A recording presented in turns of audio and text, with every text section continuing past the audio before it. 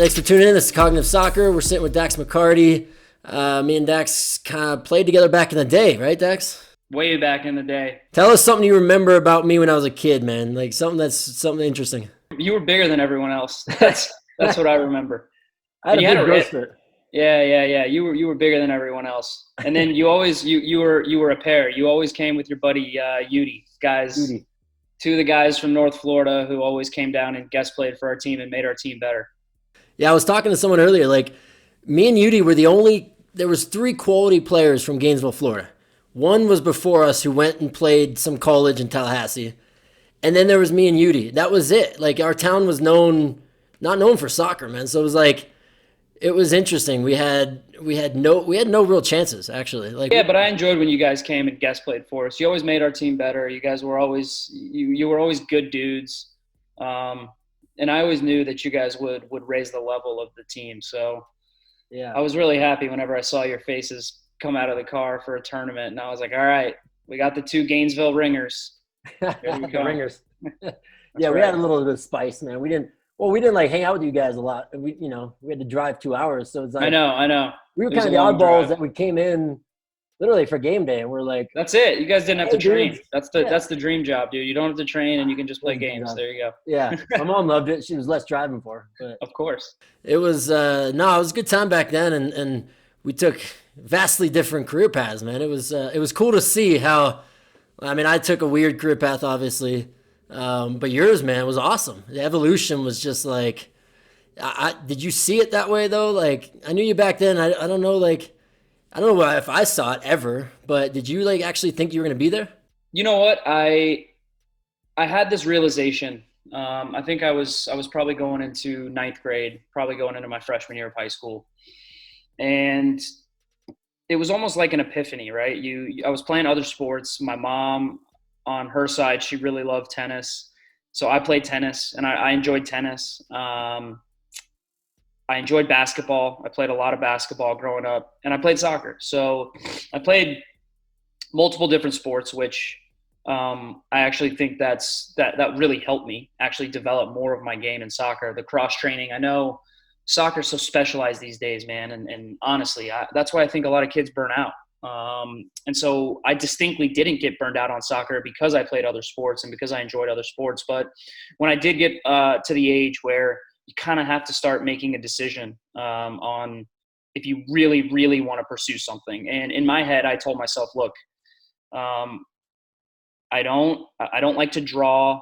I don't particularly love math. I don't particularly love science. I don't particularly love history. I love soccer. I mean, that's something that I can say with all my heart. That is what I loved from the day I was born until even up until this point. So if I was going to pursue it and I wanted to be a professional soccer player, I was going to have to take it a little more seriously. And so after my freshman year, around my freshman year, I said, you know what, I'm just going to focus on soccer. I'm going to focus on getting better, being the best I can be.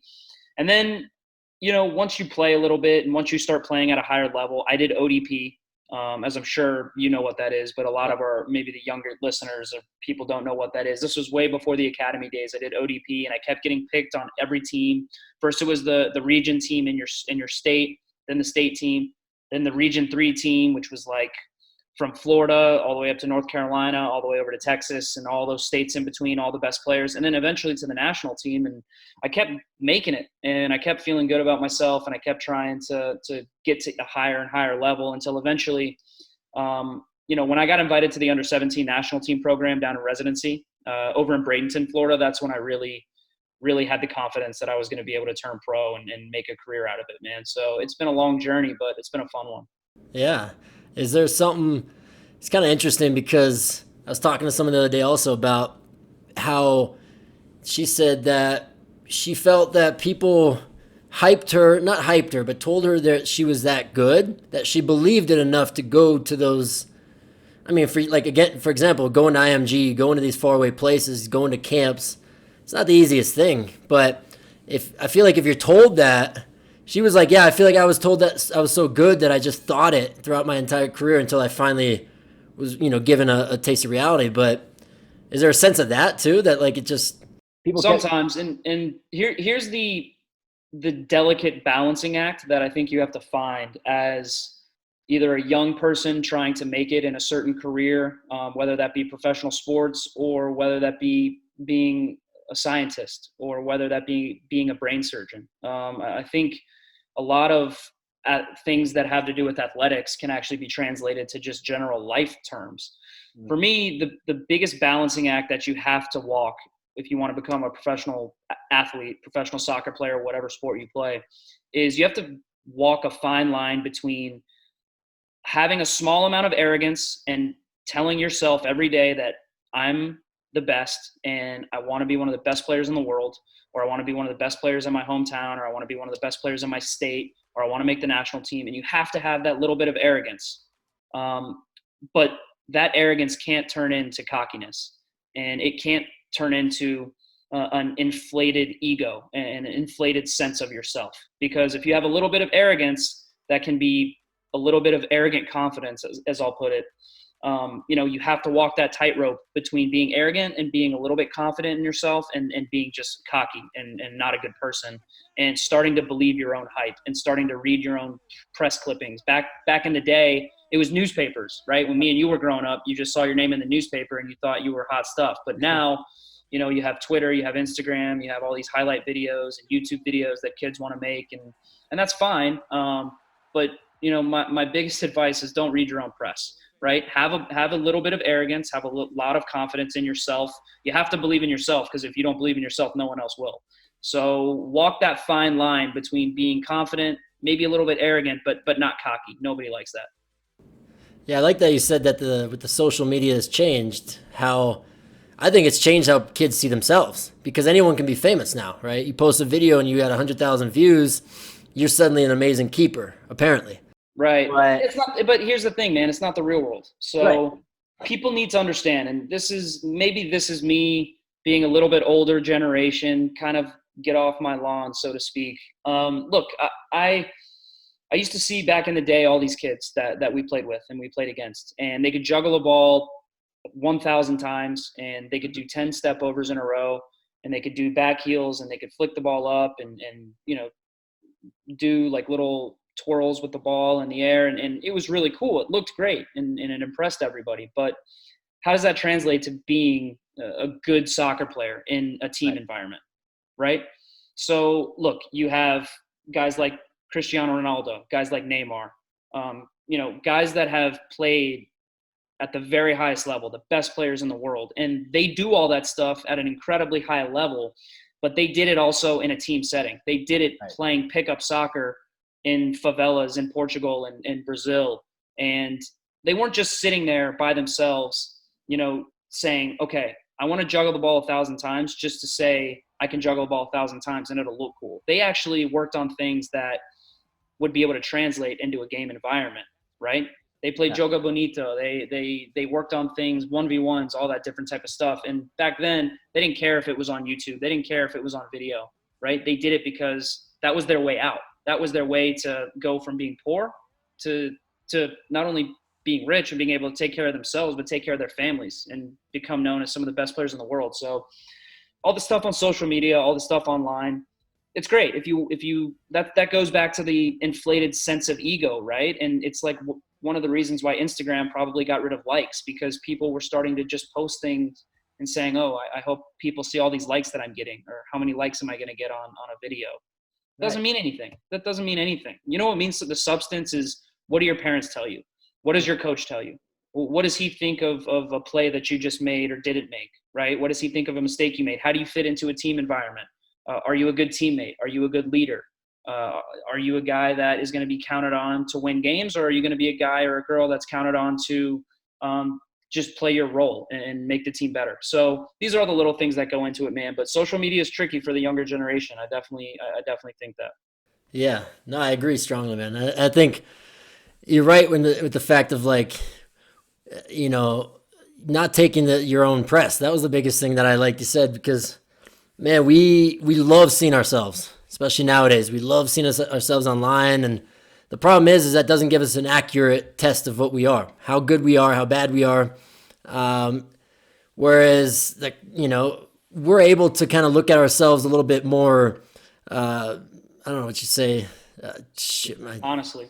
Yeah, Yeah, honestly honestly. and objectively, where it's like, okay, here's what I am. I'm this good. I can do this well. I can do this bad.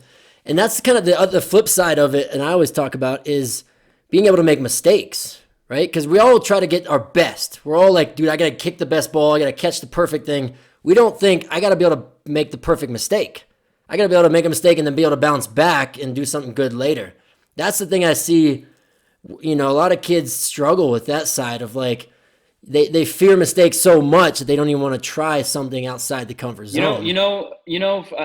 For younger kids, there was this guy named Michael Jordan, and he didn't play soccer; he played basketball. And he's a North Carolina Tar Heel, really famous basketball player, and he's probably the greatest basketball player to ever live. And I don't know what interview it was. I don't know when he said it. I don't know what the context was. But people were asking him, how are you so great? How have you done all these great things? And how are you, considered the greatest basketball player ever? And he said, look, the only reason I'm so great is because I've failed over and over and over and over and over again. The only reason I am successful is because I learned from my failures. And I did fail over and over again to then become successful. So becoming successful doesn't happen overnight. Becoming a professional athlete doesn't happen overnight. You have to learn from mistakes. You have to make mistakes if you want to learn. And I firmly believe that's the only way you can learn. And so what do you see on social media, right? You see someone putting a ball, juggling it 5 times on a full volley and putting it in the top corner in a little like hula hoop or something, right? How Yeah, many takes did that take to make, right? Did it you don't take know. 5 takes? Did it take 100 takes? But you only post the one that goes in, right? You don't post the ones that you miss. Yeah. So that's where you get that little bit of ego and that little bit of, hey, like, look at all these perfect things that I did. And I think the best players and the players that are going to become something one day and that have a dream of playing professionally, they're the ones that aren't afraid to make mistakes. They're the ones that aren't afraid to look at themselves critically, as you said earlier, and say, hey, the best in the world, guess what? Messi is the best player to ever live. He's made hundreds of thousands of mistakes in his life and his career on the field. But he makes everything look so easy because he learned from those mistakes. And guess what? You still are going to make those mistakes. You're only human. But it's the guys and the girls that can make the least amount of mistakes in the highest pressure situations that are the most successful. Well, and it helps to get the mistakes out and get I call them kind of education moments because they really are. Yeah, it's a mistake, but right away you've learned something. Like you touch the fire, you've learned right away never to touch that again. And so if you learn it earlier, though, that's the biggest thing. I try to get kids younger to accept losing, accept mistakes, accept failure, and bounce back quicker. And I go back to like not my first pro game because I played in Puerto Rico for a minute, but when I hopped over and played in Thailand, which was really early, I was 21. I was playing there. I had sat the bench for maybe 3 months, but the first game I had subbed in for was 40, 50,000 people, and you know how in Asia it's like it's madness there. I went in. I'm doing really well. I'm just covering everything I need to. High balls are easy because everyone's 4 foot nothing. But I get a back pass and I get a little fancy because I was playing in Puerto Rico, so I was used to using my feet a lot. And I cut the first striker, feel really hot. Another striker came in from the side, stole the ball, ties the game, and that was my biggest mistake. But it happened literally my first big game I had played. I mean, I wasn't offered another contract. I was in the newspaper for months. It was disheartening. It was rough, but at the same time, first of all, I never used my feet like that ever again. I never messed around. I was always more safe. Second of all, when I did make a mistake, I was like, okay, how can I bounce back tomorrow? Like, if the newspapers on Monday are bad, how can I make them good by Wednesday? And it was like a hardening of my armor to go, okay, I'm going to make those mistakes, but what's my plan? What's my fixing it plan, Well, you have to have a short memory, I think. I think the best players, they have the shortest memory, right? And I don't just mean when you fail. I mean when you succeed as well. The best advice I can give is just never get too high, never get too low. Just try to stay even keel throughout the whole process, right? Because that's what means the most is the process of actually improving and getting better. And you're going to make mistakes. You made a crucial mistake in a big game and it cost you. But then how do you move on from that? How positive are you? Can you get better? And then once you're in that situation again, you'll know exactly what you need to do to be successful, right? And then if you are successful, if you score a goal in a big game, guess what? Forget about it. Enjoy it that night. Next morning, go back to work, right? Focus on your shooting. Focus on your heading. Focus on your weak foot. Focus on the things that you can do to make you a better player. And that's what I always like to tell people is that you're going to have these ebbs and flows. You're going to be peaks, valleys. You're going to have it all in between, no matter what you do, no matter what career you're in. The people that usually come out on top and are the best at what they do are the people that can stay level-headed and the people that can forget about not just the bad things, but the good things as well, and then try to continuously improve and evolve as a player. I'm turning 33 years old on April 30th. And so I've been around the block a few times, and I still feel that I can get better as a player. I still feel that I haven't hit my ceiling. I still feel that I can improve because when I play, I'm highly critical of myself. And I watch games back, and I could make 99 great passes in a game out of 100. But that one pass, that one bad pass is the only pass that I'm going to remember for the whole night. And it's going to bother me. It's going to eat me inside. And I'm going to go back and I'm going to watch video and I'm going to ask myself, how can I make that pass so I'm 100 out of 100, right? And so those are things as a pro that you just pick up along the way that no matter how good you think you played, you can always play better. Yeah. No, that's one thing I respect about your game. The games that I've seen you play, when you do make a mistake, and they're not terrible mistakes, but it'll just be a ball you're trying to string through the middle or something. When it doesn't work out, I see you run like a mad dog after the play or after the ball. And that's just something that I don't know why most players don't feel that way, because someone who's hungry, for me, I would tell this mantra in my head when there was a striker coming. I would just say, I want the ball. Give me the ball. Give me the ball. And I would get more angry as I got closer. I was like, that's my possession. That's mine. Give it to me. That's something that has to be learned, and that has to be trained. You can go throughout a whole game and you can make a ton of great plays that don't really lead to anything, goals or chances or whatever. But if you make a bad play and you have a good reaction, that can lead to something spectacular, because it's those moments in transition, those moments when the ball turns over, when things aren't perfect, when no one really has possession and the ball's bouncing around. If you have a better reaction than your opponent, or you're more tuned in mentally, or you tell yourself, I can get to this ball faster than the other guy, that usually leads to big moments in the games. If you watch the biggest games, if you watch games in the World Cup, if you watch games in the Champions League, the biggest moments in the game usually come in transition. When the ball is turned over, whoever's quicker mentally, whoever has a better reaction, it's not necessarily about skill. I mean, of course, those players are some of the best in the world, so their skill level is off the charts, but they also have the best reactions out of anyone in the world. And that's why they create chances at the clip that they do. I mean, I'm sure people watch Liverpool all the time because Liverpool is the best team in the world right now, in my opinion. And their coach, Jurgen Klopp, has them all just a well-oiled machine. Doesn't matter. They take risks, right? And if they make a mistake, they have all 11 players swarming the ball. Like, go win the ball back, right? It's kind of like what you said as a goalkeeper. Like, I want the ball. Like, give me the ball back. If you have a whole team, not just 11 players, but the 7 on the bench and then the guys that are coming through the academy, if you have everyone with that mindset and that mentality, you're going to be a really, really difficult team to beat. And so that's what I really like about when I make a mistake, like, okay, it can happen. Like, don't pout. Like, don't put your head down. Don't have a bad reaction. Don't blame somebody else. It's not anyone else's fault. It's your fault. Go make it better. Go make up for it, right? Go improve that. Go win the ball back and do something positive for your team. Yeah, I try to tell kids as well, like, you can participate in the game and only participate 5%. You might not score a goal. You might not make a save or even touch the ball, but, and you know this, in the midfield, you might have made a movement that allowed space for someone else. You might have did a one-touch pass that allowed more movement to go quicker. And so those little contributions might not have been that giant thing you expected. Like, I didn't score, I didn't do this or that, but then I did participate in the overall objective. And that's something that kids forget, is that, like, I might not do much today. I might literally make one pass, but I've done my job. I've been successful. I've attained my goal. And that's something they miss for sure. Yeah, sometimes as a midfielder, especially a midfielder that plays a little further back, right? I'm not a number 10 or I'm not a creative midfielder, but sometimes instead of scoring a goal or getting assists, sometimes the things that I take the most pride in as a player because of the position I play is the pass before the pass. So if I'm in the midfield and I can find a pass to a teammate who's in a really good advantageous position, and then his pass or her pass leads to a goal. So it's almost like a hockey assist, right? The pass before the pass that gets to the goal.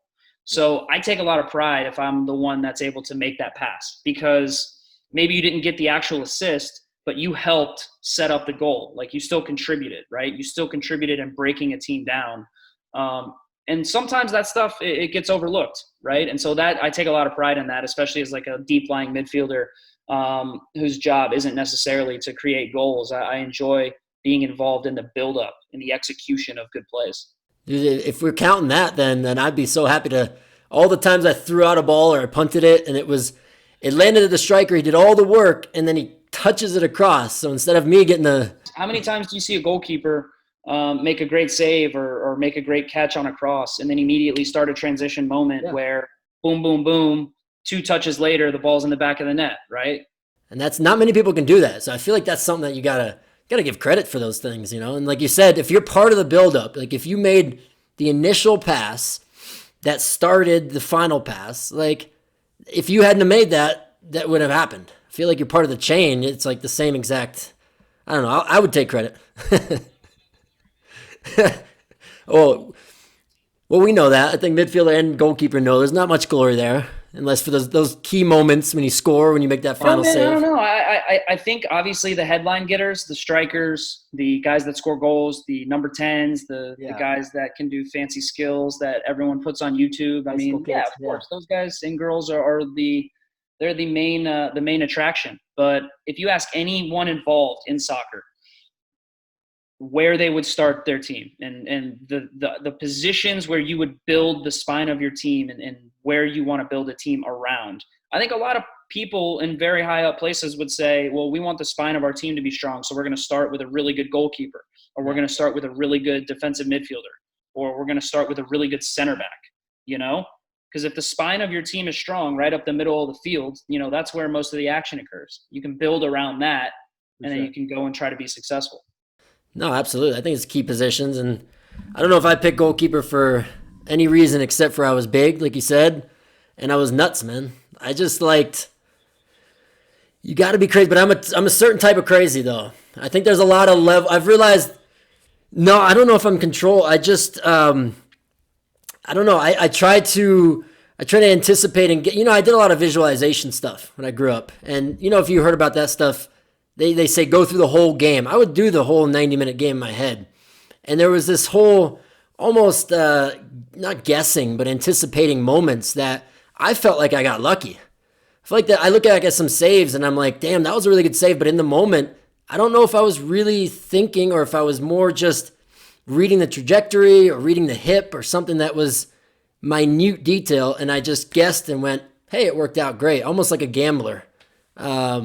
And then when it didn't go, you know, right the way I liked it, then it would, of course, like a gambler, it would piss me off a lot, and I'd be in the dumps. But I was gonna ask you as well, dude. Like, do you have a moment that was your, you know, because I'm sure you're a lot better now bouncing back. But was there that moment you've had in your career that was just like shit hit the fan, and you didn't feel like you could bounce back? You know what, man? It wasn't necessarily anything that happened on the field. You know, knock on wood, I've never scored an own goal, so it's nothing like crazy like that. I've made plenty of mistakes in my career, plenty of mistakes in games. But there was a moment in my when I was growing up in soccer, in my life that really affected me. And that moment was when I was trying to make the under 20 World Cup team for the under 20 national team. Qualifying, you had to qualify for the World Cup just like you do in the regular World Cup and at the normal age group. But for the under 20s, we had a camp that was going to lead into the qualifying tournament. And it was a normal qualifying tournament. You played a few games, you advance out of your group, you win one game, you know, or I forget the exact process, but it was the qualifying team to go to the U20 World Cup. And I thought I had a great camp leading up to that. And I got cut from that camp, one of the last cuts before the qualifying team went to World Cup qualifying for the under 20s. So that moment in my career, and I hope this doesn't sound arrogant, but that was the first time in my soccer playing career that anyone had ever been like, you're not good enough. You're not going, because I had always, I was on the under 17 national team, and I got a scholarship to North Carolina, and, I got drafted in the first round of the MLS draft and all this stuff. And so that was the first time when I actually had failed. I had failed. That was a goal of mine, and I had failed to accomplish that goal. And that really hurt me, and that really stuck with me. And, that one took a little bit longer for me to get over because I was still young. I was probably 17, 18 years old. And when you're that young and you have such a big disappointment, it can really affect you, and it can linger, and it can affect other parts of your life. But after a few days, I bounced back. I told myself, okay, this just means you have to get better. You have to improve. You have to work on the things that the coaches have told you that they want to see you improve. And so 6 months later, I had played really well, and I was playing with my team in Dallas, and I got a phone call from the head coach of the U20 team, and he said, hey, I really like what you're doing. I want you to come into the World Cup, the U20 World Cup camp. And I ended up going into camp, and they qualified for the World Cup, obviously, in Canada in 2007. And I ended up making the actual World Cup team to go to Canada to play in the U20 World Cup. So I went from having such a huge failure and disappointment, not making that qualifying roster, to watching them qualify without me. And then I turned that disappointment into something positive, and then I ended up going to the big dance, the actual one that meant more to me than anything, the U20 World Cup. And so that was a moment in my career where I turned a big failure into something positive, and obviously made the most of it. But that moment really sticks with me. Which it could have been easy to give up after that moment. I think it's when you get hit with those ones, there's a big fear. There's a hole in you, the fear of just like any other moment that comes up after that, you double think it, whereas before that, you might have just been going off instinct. Did you have like a process? Was there certain things that you told yourself? Was there sort of like I did. I told myself I have to get better. I have to improve. I could have felt sorry for myself. I could have made excuses. I could have said that the coach was an idiot, which at the time I thought he was. But I could have made excuses, and I could have said, well, the players that he took over me aren't better than me. I could have made every excuse in the book, and I could have felt sorry for myself, and I could have been negative. Yeah. But after the initial anger and shock of not making that team, a switch flipped in my head, and I said, well, guess what? You still, if you improve, can make this World Cup team if they qualify. So use that as positive energy, right? Go work on the things that you need to get better at. Go improve your physicality. I think one of the things they told me was that I wasn't physical enough, right, to play in the midfield. I've always been a smaller guy, and I've never really been that physically imposing like you, right? Like we're polar opposites, you know what I mean? And so for me, I wanted to work on my defensive side, right? Winning tackles, winning duels, my positioning defensively. If I was going to play in the middle of the midfield, I was going to have to improve every aspect of what it takes to be a physical midfielder growing up in that environment, right? And so I tried to do that with my club team, and I thought I did a good job. I thought I improved little by little by little. And then when I went back into that World Cup camp before, and I told myself, there's no way that I'm not going to make this roster. I'm going to do everything it takes to make this roster and go to this World Cup. And sure enough, I did. That's big time, dude. I think a lot of times, like a lot of players don't get that self-motivation. They rely on a lot of coaches giving them feedback, Right, but the only thing players have to realize, doesn't matter how old you are, you are going to fail. Failure is a part of life. Failure is a part of the process of becoming a better person. LeBron James is one of the top 3 basketball players that's ever lived. And he's been to the NBA Finals 9 or 10 times. And he's lost in the NBA Finals more than he has won. Yeah. Right? That doesn't stop him from trying to get back and get better and go back to the finals every single year. So you can look at all the best players, all the best athletes, all the successful people in the world. If you want to be a billionaire, go look at Steve Jobs or Bill Gates, right? They failed numerous times in their lives before they had that one idea that clicked and made them successful, made them what they are. So you're right. Like you said, earlier you said it. It's soccer is relative to life. things you learn on the field. And I didn't learn this till the last 2 years of my career. I was very much like, like you say, I would get on the field and become a different person. And that was difficult. I needed to have the more stability, the more composure. And that's what I learned. I learned that if I was really messed up off the field, it would apply to on the field and vice versa. So I really learned about just making myself better as a person would improve my soccer skills, and vice versa. Like spending more time on the field would keep me more dedicated, motivated. Right. So it's definitely it's a battle like that, but you've come out big, man. I think man. I'm still. You're still growing, but I mean, it's I like how you say you still. I mean, realistically, yeah, you are 2/3 of the way through. You still got a big chunk. I hope so, man. That's the goal. I'm trying to be like Tom Brady, play till I'm 40 or 50. Dude, Buffon. Look at Buffon. The guy's killing it. The guy looks better than he did when he was 20. There you go. Thank you for having me, man. Sorry, I wish I could stay on. No, this I don't want to take too much of your time. I think this is big. People love this. I mean, I get big feedback from anything I'm putting up now. Just because I'm trying to offer different insight and ask questions that aren't sugar coated, man. People want to know it's not an easy route. And if you are going to go and become the 1% or 2%, you got to know that uphill battle so that you don't get to the middle of it and go, oh my God, I wasn't expecting this. This is sure, man. And that's expecting unexpected. Yeah. And prepare for the worst, expect the best is what I always say. So, yeah, man, big time. I appreciate your time. And it's been a pleasure, buddy.